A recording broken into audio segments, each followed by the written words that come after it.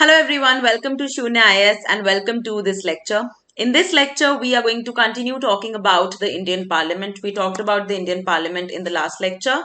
Today, we are going to continue talking about it. So, in the Indian Parliament, we have a few functionaries which are very important, without whom the Parliament cannot function. And you get a lot of questions on these functionaries, right? So we will start talking about these functionaries. Okay.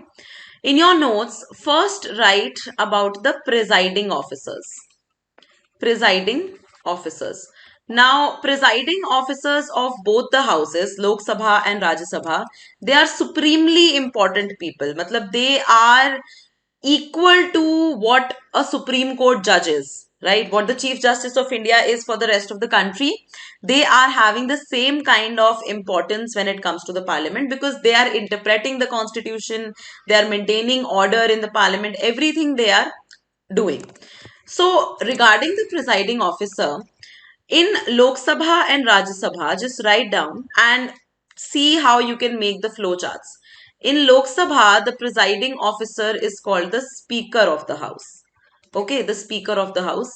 In Rajya Sabha, the presiding officer is called the Chairperson of the House, who happens to be the Vice President of the House. The Vice President of the country is actually the Chairperson of Rajya Sabha. This is standard, this remains as it is.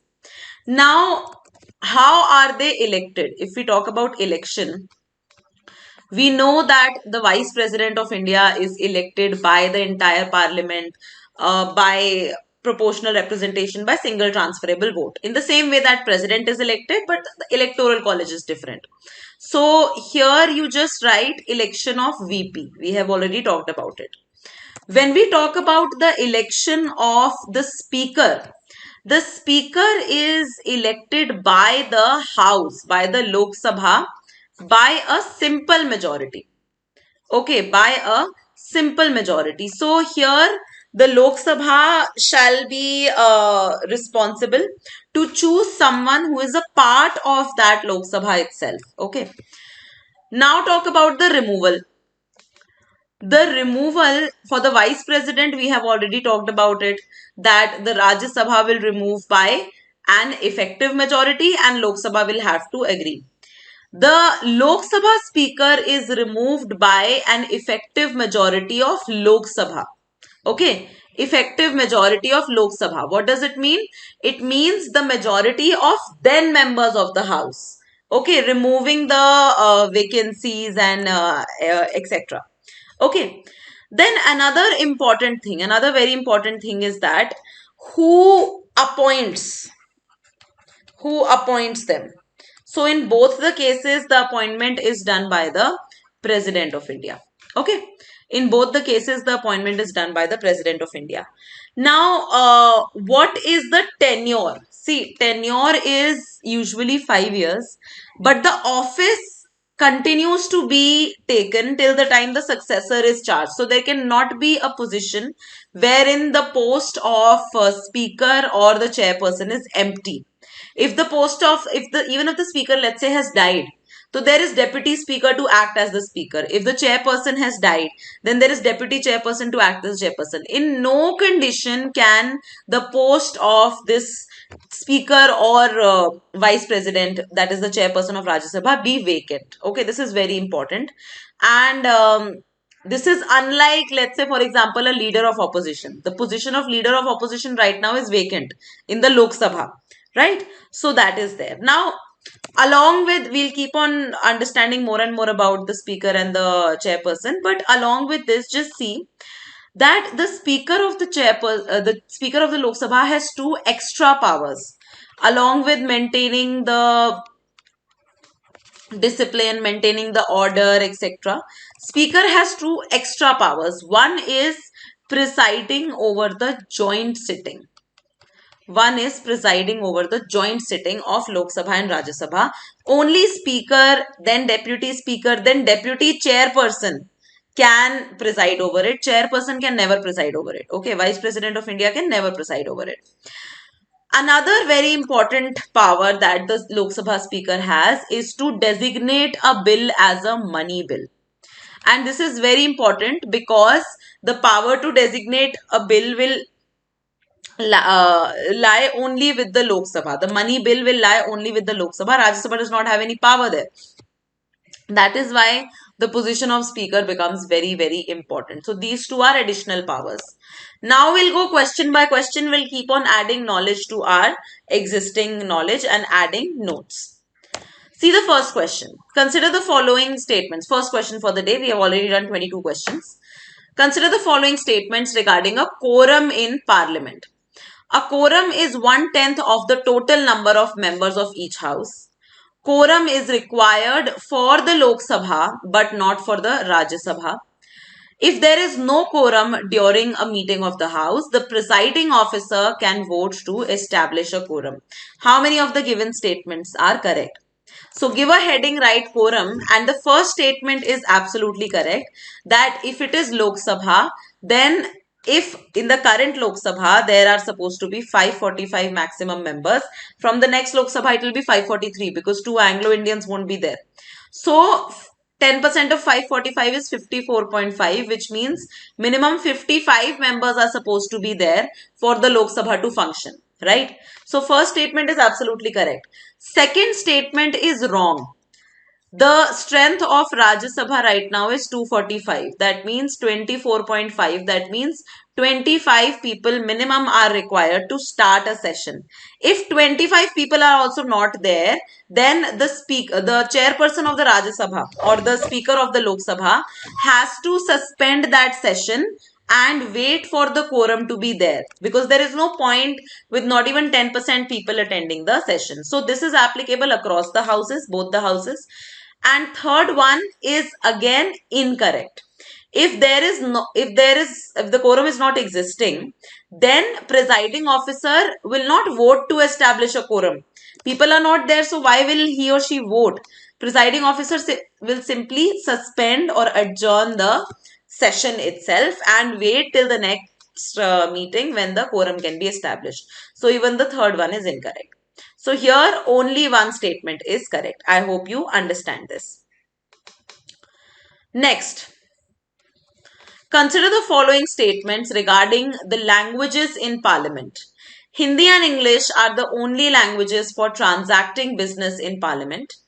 A member can address the House in their mother tongue upon permission of the presiding officer, and simultaneous translation is not provided in the Parliament. Just apply your common sense and see that in a multilingual country like India, do you think that simultaneous translation provision would not be provided in the Parliament? This will be absolutely incorrect.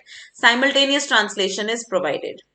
Then member can address the House in their mother tongue upon permission of the presiding officer. Yes.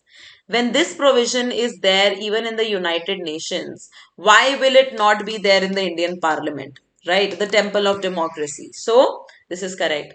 But officially, according to the rules of business, only Hindi and English are the official languages for transacting business in the Parliament. So, here only two statements are correct. I hope you remember that. Next, consider the following statements regarding the leader of the opposition. Leader of opposition has been very much in news. So the position of LOP was not existing in India until the end of 1970s. Until the end of 1970s. Then leader of opposition is entitled to the same facilities as a cabinet minister. And there is no leader of opposition in the current Lok Sabha, as no party could claim 10% of the total seats. How many of the given statements are correct? The third statement is precisely the reason why the leader of opposition has been in news through the entire time period of the 17th Lok Sabha, because the leader of opposition in the Lok Sabha has not been elected by the speaker.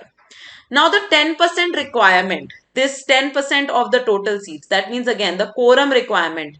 If you have had at least 55 votes in the name of your party, then you are eligible to become the leader of opposition. Otherwise, you are not eligible. Is this a statutory requirement? No, this is not a statutory requirement. Please write this. This rule was made by G.V. Mavalankar ji. Who was G.V. Mavalankar ji? The first speaker of the Legislative Assembly. The first speaker of the Legislative Assembly. Basically, the Parliament of India. Right? So, this is according to G.V. Mavalankar formula. G.V. Mavalankar formula, he said that if you cannot even win the vote of 10% of the seats, basically you cannot even win 10% of the seats, you do not deserve to be called the leader of opposition. This is his. So that means it is not statutory, it is not constitutional, and if the speaker wants, the speaker can actually designate the leader of the largest party, whether they have 10% seats or not, doesn't matter. Okay, so this is correct. The second one is also correct, that leader of opposition is entitled to the same facilities as a cabinet minister. And even this first statement is correct. 1977 was the year when the LOP was recognized for the very first time. This has been asked in UPSC earlier. So just remember that. So here, what is the answer? All three is the answer. Next question. Consider the following statements regarding the whip, the office of whip.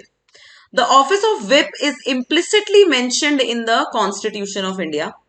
The whip is responsible for ensuring the attendance of party members in the parliament, and disciplinary action cannot be taken against the members who do not follow the directives given by the whip. How many of the given statements are correct? See, the office of whip is subjective to each and every political party. So every political party that is mentioned in the Indian that is having a seat in the Indian Parliament has a separate whip of its own. Okay, whip is an official who asks the party members to align with the party line. That means if the party is saying yes to a bill, the whip will convey to the rest of the party members that you also have to say yes. If you do not agree with the whip, then you will be liable under the defection charge. You will be liable under defection. So if you disagree to follow the whip, then you are basically going against the party lines and you are liable under the anti-defection law. That is the 10th schedule. However, the office of whip is not mentioned in the constitution either implicitly or explicitly. In fact, political parties as such have no mention in the Indian constitution. So first is incorrect. Second is absolutely correct. Be it attendance, be it voting, be it anything, it is the whip which is having the responsibility of ensuring the alignment of all the members. And disciplinary action cannot be taken against members. No, it can be taken. Disciplinary action against and under anti-defection law can be taken if the directive of the whip is not being adhered to. Okay, so here how many statements are correct? Only one statement is correct, and I hope you are clear with the office of whip. It is not mentioned in the Indian constitution. Very, very important. Okay, next one. Consider the following statements. The leader of the house of the Rajya Sabha is always the prime minister. The leader of the house in the Lok Sabha is always the prime minister. And the leader of opposition is remunerated by the government. How many of the given statements are correct? See, apply logical reasoning. The first two statements cannot be correct together. Right? If the Prime Minister is the leader of Rajya Sabha, cannot be leader of the Lok Sabha. If the Prime Minister is the leader of Lok Sabha, cannot be leader of the Rajya Sabha. So, who is a leader? Basically, there is a difference between leader of the house and presiding officer of the house. Okay. Presiding officer, I have already told you, it's the speaker or the chairperson. The leader of the house, whichever house the Prime Minister comes from. Mostly the Prime Minister is from Lok Sabha. But even in cases, let's say Indira Gandhi or Manmohan Singh, where the Prime Minister was from Rajya Sabha, whichever house the Prime Minister is a member of, the Prime Minister will be the leader of that house. Right. So it is not necessary that Prime Minister will always be the leader of Rajya Sabha or always be the leader of Lok Sabha. This is one thing. Second thing is that in the other house of which the Prime Minister is not a member, the Prime Minister will choose the leader of the house. That will not be chosen by the people of that particular house, the members. No, it will be the Prime Minister who will designate ki, okay, this is the person who is the leader of the house. Okay, so that is there. So first two statements both are incorrect, and third is actually correct, that yes, leader of opposition is remunerated by the government. So only one statement is correct. Next one. Consider the following statements regarding the chairman of the Rajya Sabha, that is the vice president. Chairman presides over a joint sitting of the two houses of parliament. The chairman can be removed from his office without affecting his role as the vice president. Which of the given statements are correct? Which of the given statements are correct?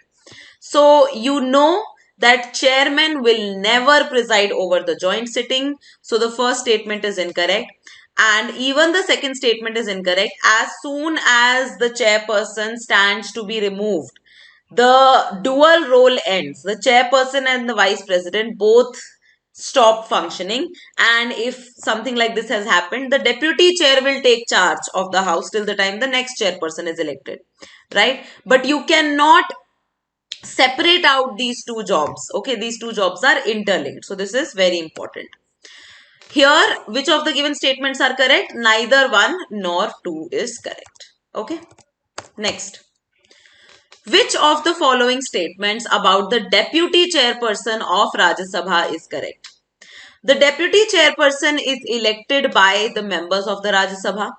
The deputy chairperson can preside over a sitting of the Rajya Sabha when a resolution for his removal is under consideration, and the deputy chairperson is subordinate to the chairperson. How many of the given statements are correct?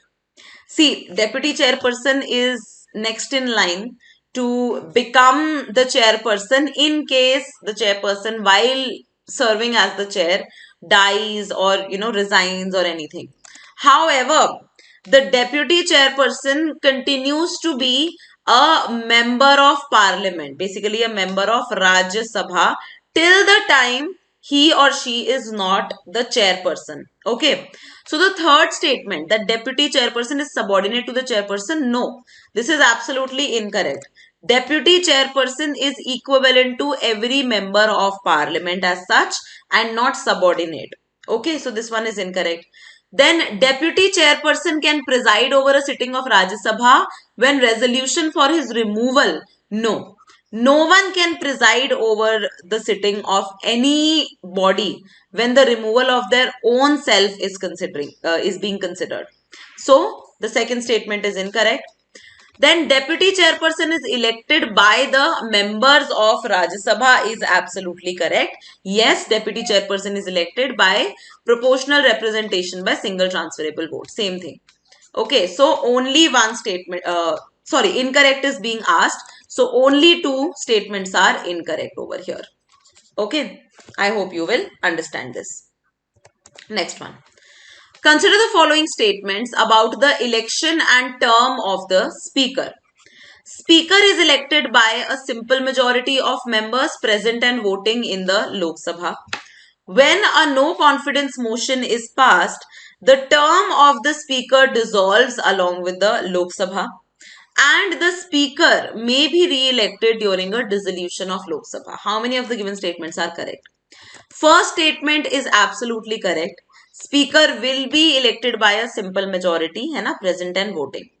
Second thing, when the no confidence motion is passed, the speaker is not supposed to move his post. Basically, speaker is supposed to be an independent body. You are well aware of that, right? So speaker is not supposed to be co-aligned with the tenure of the Council of Ministers or the Lok Sabha also.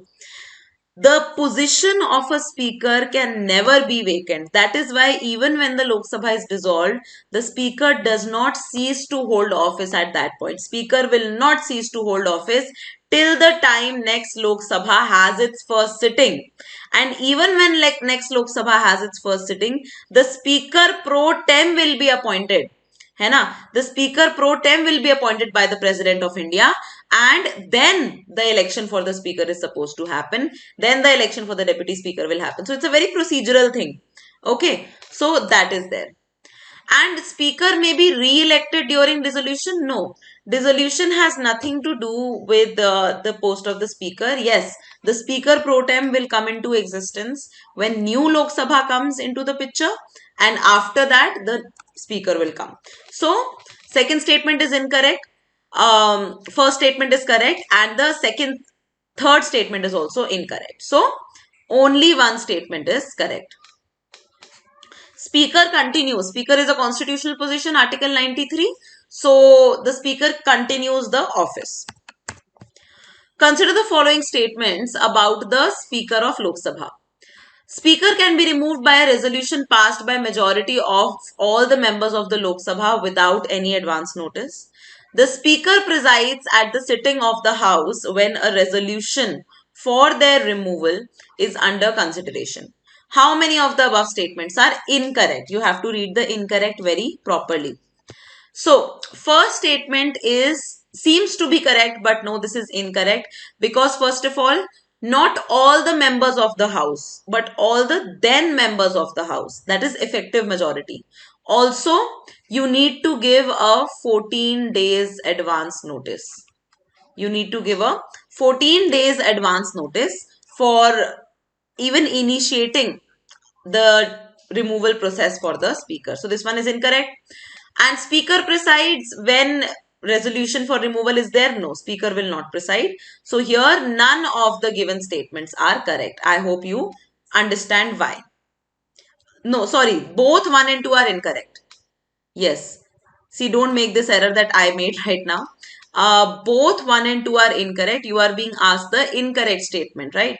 So both 1 and 2 are incorrect. C is the answer. Next one. Consider the following statements about panel of chairpersons of Lok Sabha. The speaker nominates a panel of chairpersons from amongst the members of the Lok Sabha. A minister cannot be a member of the panel of chairpersons, and the key task of the panel of chairpersons is to preside over the House when the office of the speaker or the deputy speaker is vacant.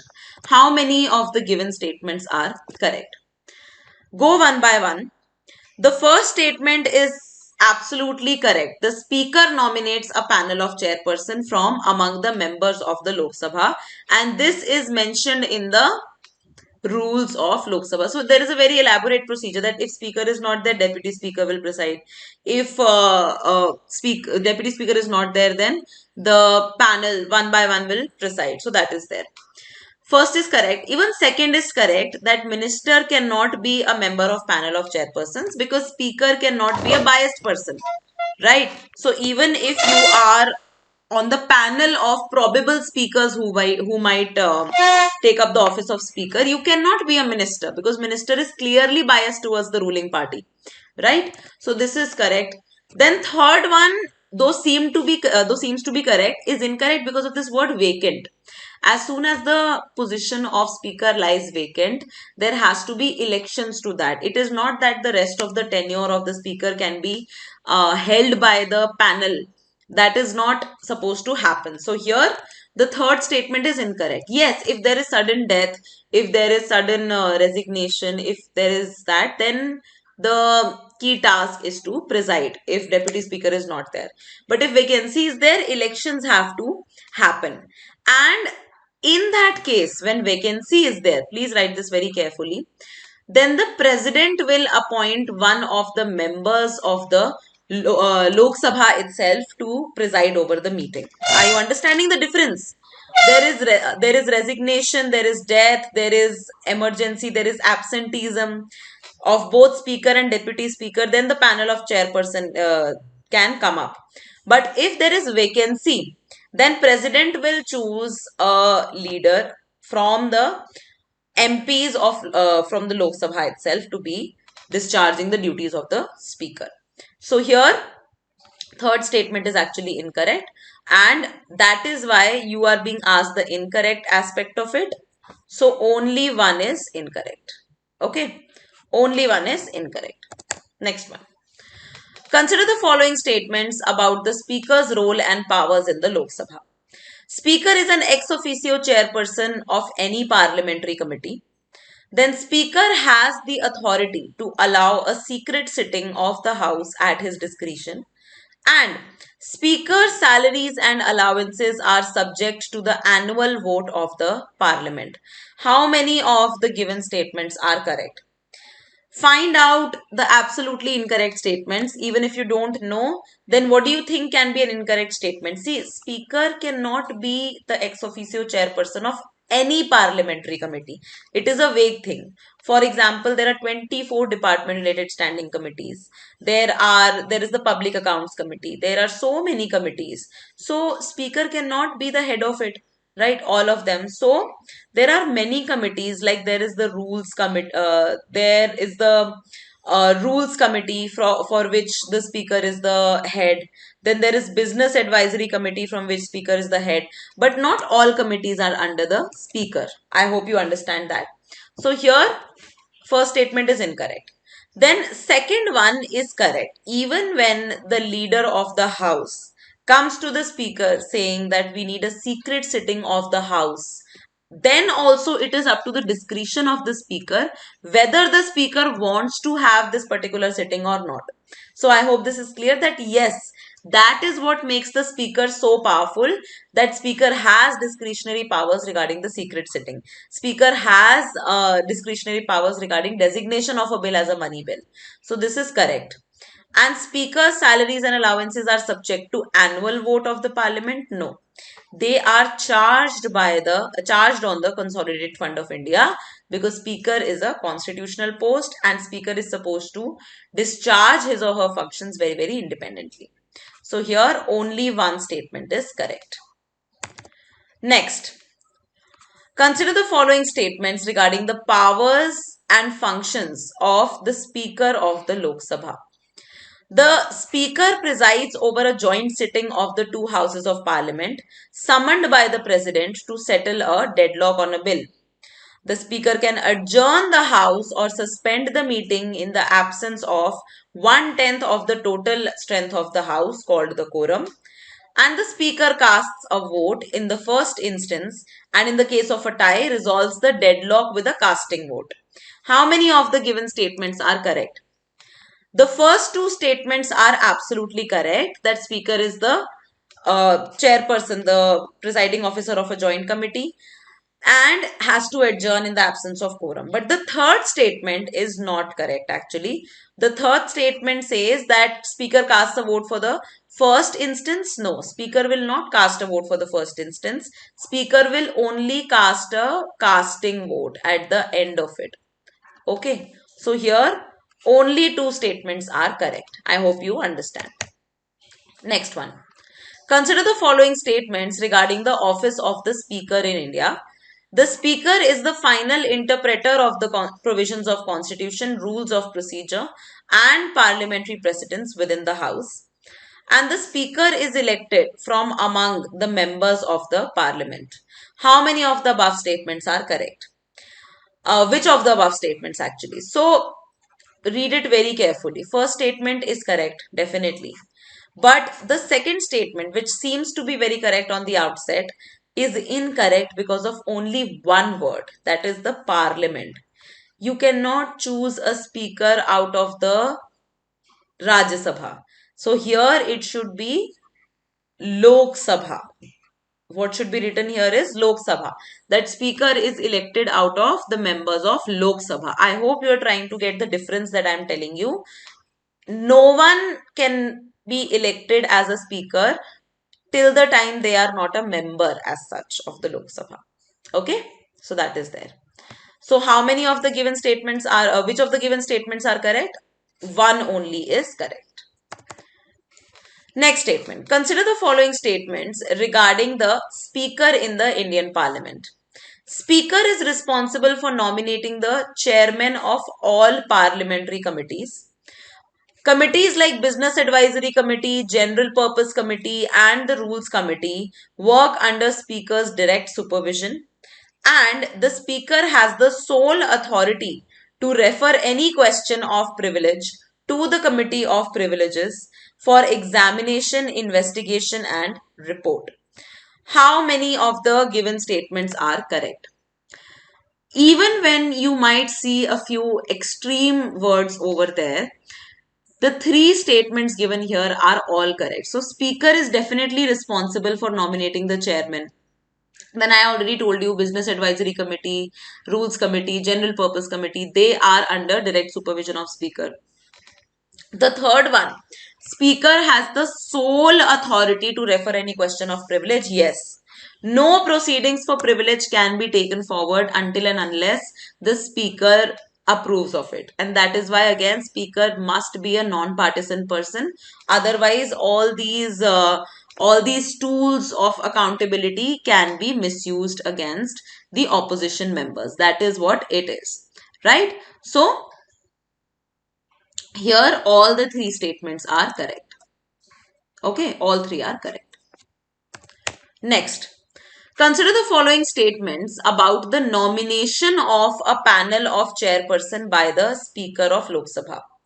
The Speaker can nominate a panel of up to 6 chairmen. The member of panel of chairmen serve until a new panel is nominated. And Deputy Speaker can also nominate members to the panel of chairmen. How many of the given statements are correct? So, first is a theoretical and factual question. Yes, there are 6 chairpersons who are supposed to be nominated. Then members of the panel of chairperson serve until a new panel is nominated. This is also correct. But Deputy Speaker can also nominate? No. Deputy Speaker will nominate only when serving as the Speaker. Okay, but otherwise, the responsibility, the duty of the Speaker is to be performed by the Speaker only, not by the Deputy Speaker. So here, the panel of chairperson is to be nominated by the Speaker. So only 2 is correct. Moving forward, consider the following statements about the independence and impartiality of the Speaker of Lok Sabha. The Speaker can be removed by an ordinary majority vote of the Lok Sabha. The Speaker's conduct and work can be discussed in the Lok Sabha without the need for a substantive motion. And Speaker's power regarding the regulation of procedure, conduct of business, and maintenance of order are subject to the jurisdiction of the courts. How many of the given statements are incorrect? Okay, incorrect statements are being asked over here. So, go one by one. First statement, ordinary majority नहीं चाहिए होती है, effective majority चाहिए होती है. We have heard this, right? We have read this by now. We need effective majority. So, this one becomes incorrect. The Speaker's conduct can be discussed without need for a substantive motion. No, it cannot be discussed without a substantive motion. Otherwise, आप कभी भी Speaker को criticize करने निकल पड़ेंगे without any substantial claim backing, substantial proof backing your claim. And if you are accusing the Speaker, who is the presiding officer of the house, of something, then there has to be substance behind it. Okay, so this one is incorrect. And third one, definitely this is correct. Now, this does not mean that Speaker's powers are beyond judicial review.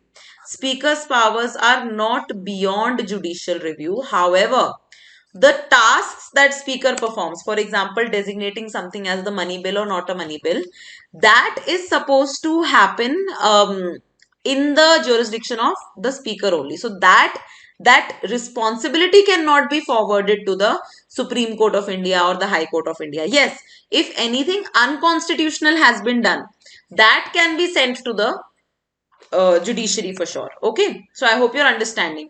Incorrect statements have been asked. So here only 2 statements are incorrect. Okay, moving on.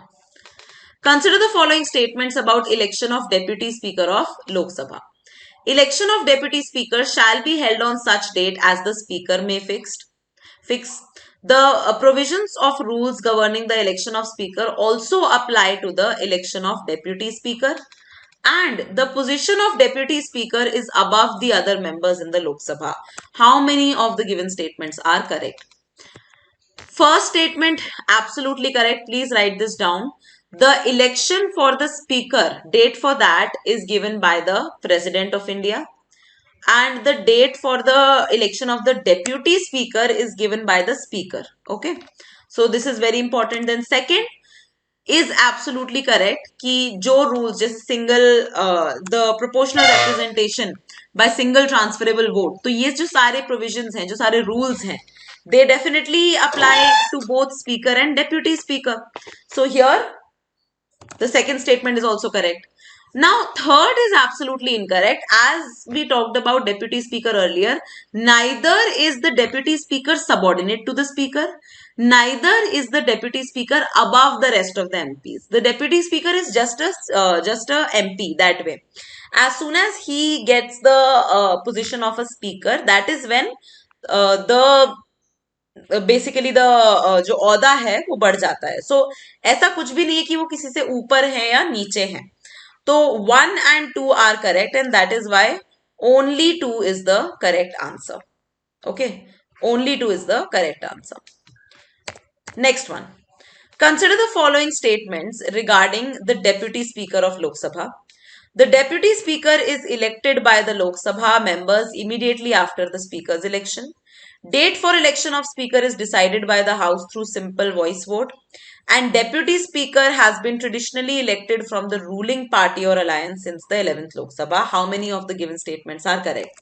These two offices, actually these four offices, speaker, deputy speaker, chair and deputy chair, they are very very important, and that is why our focus has been कि कहीं से भी कोई भी तरीके का सवाल अगर इससे आ सकता है तो उसके लिए आपको रेडी करना है. So first statement is absolutely correct. As soon as, so first there will be an election of pro tem speaker, the choosing of pro tem speaker. Pro tem speaker is mostly the eldest member of the house. Then it will transcend to the election of the speaker, and then we'll go to the deputy speaker. So this is correct. Second one is incorrect because as we already know that the date is selected by the speaker. Date for the president, date for the speaker's election is decided by the president. Date for the deputy speaker is decided by the speaker. And deputy speaker has been traditionally elected from the ruling party? No. Actually traditionally elected from the opposition party, because the speaker is traditionally elected from the ruling party. Okay, since the 11th Lok Sabha. Speaker is coming from the ruling party, though they should not be coming from the ruling party, but they are. So this is wrong that way, and that is why only one statement is correct. Okay, only one statement is correct. But there, it's nowhere written that speaker or deputy speaker have to be from the ruling party or not. Okay, now we are transitioning to parliamentary forums. So consider the following statements about objectives behind constitution of parliamentary forums. Now parliamentary forum पे कभी सवाल नहीं आया है, but still it is mentioned in your book, so we need to cover it. The primary objective is to allow people directly to ask questions to parliamentarians and enhance the accountability of the parliament. One of the key aims is to provide a platform for focused discussions on critical issues with a result-oriented approach. And first such parliamentary forum was established in 2014 following the Kaveri water dispute. How many of the given statements are correct? See, parliamentary forum, what is a forum? Forum is when you discuss something, when you have deliberations. But forum cannot be a measure of maintaining accountability. It is not, it has nothing to do with maintaining accountability. It has no voting powers as such. So first is incorrect. Second is correct, that it is providing a platform for discussion. And third is incorrect. Usually UPSC follows this pattern that when it is giving you a year or a date, usually it is incorrect. So first time in 2005, the parliamentary forum was elected. So this is very, very important. The parliamentary forum was established, not elected. So here only one statement is correct. Consider the following statements about the parliamentary forums. Each parliamentary forum consists of not more than 31 members. They aim to sensitize members about the key areas of concern and ground level situation. And the term of office of members is 1 year like the parliamentary committees. How many of the given statements are correct? C parliamentary forums का जो committees हैं उससे लेना देना यही है कि committees department related standing committees में भी 31 मेंबर्स होते हैं 21 प्लस 10 एंड अपने पार्लियामेंट्री फोरम्स में भी 31 मेंबर्स ही होते हैं so this is the commonality and that's why first statement is correct Second statement is also correct that whatever is happening on the ground level, they aim to sensitize. But the third statement is actually incorrect. The term of office will be coterminous with the membership of the House. Okay, so the term of office of the members of parliamentary forum will not be 1 year, but as long as they are member of the respective Lok Sabha or Rajya Sabha, they will continue to be a member of this particular parliamentary forum as well. Okay, so this is important. Next, the Speaker of Lok Sabha is the ex officio president of all parliamentary forums. The Deputy Chairperson of Rajya Sabha is the ex officio president of the Parliamentary Forum on Population and Public Health. And Deputy Speaker of Lok Sabha is the ex officio vice president of all forums. How many of the given statements are correct? If you apply logic, the first and the third statement together cannot be correct. Either Speaker of Lok Sabha is the ex officio president, or the Deputy Speaker is the ex officio vice president. These are two statements which are extreme in their nature, right? And both of them are actually incorrect. Okay, whenever there is this all parliamentary forums, there is very low probability that this will be correct. So Speaker of Lok Sabha is the ex officio president of most of the parliamentary forums except for this particular forum called Forum on Population and Public Health. For this, the chairperson is actually the chair of Rajya Sabha, that is the Vice President of India. The chairperson of Rajya Sabha, that is the Vice President of India, is the President of Parliamentary Forum of Population and Public Health. And even the third one is incorrect. Ex officio vice chairperson जो हैं वो Deputy Speaker of Lok Sabha नहीं होते हैं सारे forums के. It is actually Deputy Chairperson of Rajya Sabha. Okay, so this is not that important as such, but we are still covering it कि आपको FOMO नहीं रहे कोई भी कि मैंने ये टॉपिक नहीं किया. पार्लियामेंट्री फोरम का टॉपिक भी अपने टच अपॉन कर लिया है, ऑल द क्वेश्चंस इसमें से नहीं है expected. Okay, now we are done with the questions for parliament. Now what I want you to do is very important activity. You need to go to M. Laxmikant ka parliament wala chapter. You need to read it entirely and you need to extract whatever you need to extract from it and add it to your notes and close that chapter so that your entire revision for the parliament chapter does not happen from M. Laxmikant the book. It should happen from M. Laxmikant, your version of the notes.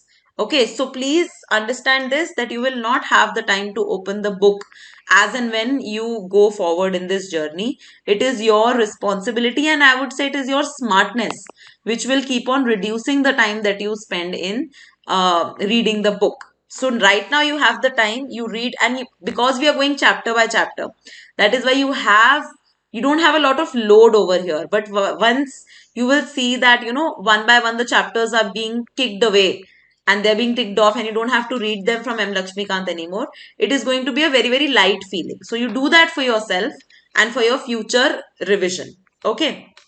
Now, with this, we are at the end of this class and the chapter of Parliament. I hope you derived value out of it. And these rapid revision kind of videos are aimed at making best use of your time so that you can revise entire prelim syllabus through these 3000 plus MCQs that we have designed. The subjects that we have covered are all the subjects needed for the prelims examination: modern history, polity, geography, economy, art and culture, current affairs, ancient medieval, environment, ecology, and science and tech. So these are the subjects that are asked. These are the subjects that we have covered. And these kind of videos will be regular from our side. All the subjects I'll be taking. If you have any doubts, I'll be taking that as well. You can drop in the comments. and we have made this course extremely affordable so that you can, anyone who is serious for their preparation and constantly wants to be in an answer solving mode, question solving mode, they can afford this course, right? So if you're interested in this course, you can contact on this number or go on this website, and it will help you know more about it, and you can go on to purchase it. So I hope this session helped you. It has been a very long session. Parliament has been covered in two big sessions, but such is the nature of this particular topic that it's the longest topic of the Indian polity apart from fundamental rights, right? So yes, that is all for today. I will see you all in the next class. Thank you so much for watching, and take care everybody. Bye bye.